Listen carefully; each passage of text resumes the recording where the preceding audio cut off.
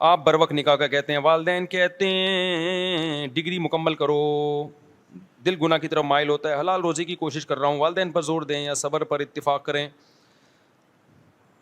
بھائی آپ کچھ کماؤ نا, والدین پہ بوجھ کیوں بن رہے ہو؟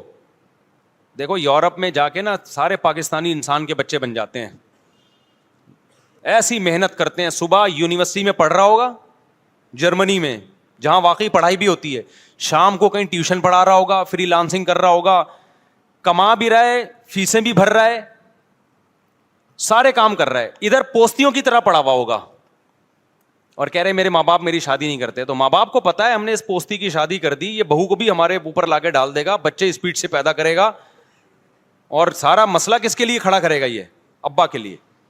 تو پھر بھی میں اباؤں کو ترغیب دیتا ہوں, کوئی بچہ سمجھدار ہے تو اپنے خرچے پہ شادی کرا دو, لیکن اس میں خطرات بھی ہوتے ہیں ابا کو. تو اس لیے آپ نے شادی کرنی ہے, آپ پڑھائی کے ساتھ ساتھ شام میں کوئی بزنس شروع کر دیں, کمائیں.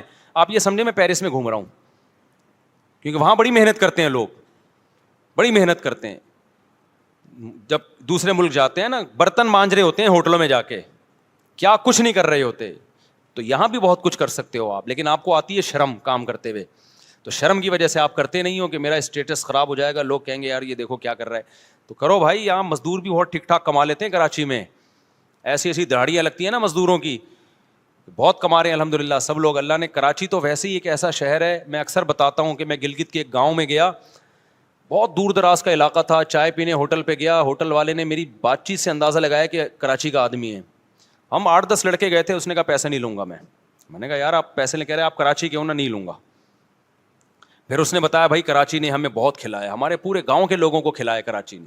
تو کراچی کو تو غریب کی ماں پہلے بھی تھی اب بھی ہے, اتنی آبادی ہے نا, یہاں آؤ گے اتنا بزنس ہے یہاں پہ. لیکن پوستی کوئی ہو, پوسٹ نہ کرنا چاہ رہا ہو تو پھر اس کا کوئی علاج نہیں ہے. یہاں جہاں محنت کرو گے کراچی رزق کے دروازے کھولے گا. تو اللہ نے ایسا بنایا, ملٹیپل کلچر ہے یہاں پہ, ہر قوم ہے یہاں پہ.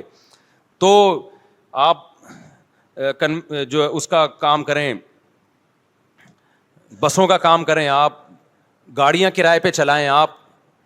اور دیکھو جب بقرعید آتی ہے نا تو سارے سزوکیاں رینٹ پہ چلانا شروع کر دیتے ہیں, 3-3 4-4 دنوں میں دبا کے نوٹ چھاپتے ہیں, وہ سب قصائی بن جاتے ہیں ٹھیک ہے نا.